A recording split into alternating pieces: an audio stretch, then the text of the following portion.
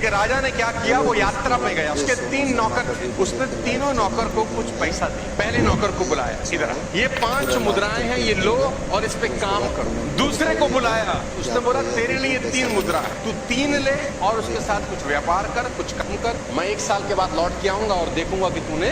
तीसरे नौकर को बुलाया, उसको 1 मुद्रा दी कि ये तेरे पास 1 है, तू जा इसके साथ कुछ कार्य कर, कुछ धंधा पानी कर, मैं 1 साल के बाद लौट के आऊंगा और देखूंगा कि तूने इसके साथ क्या।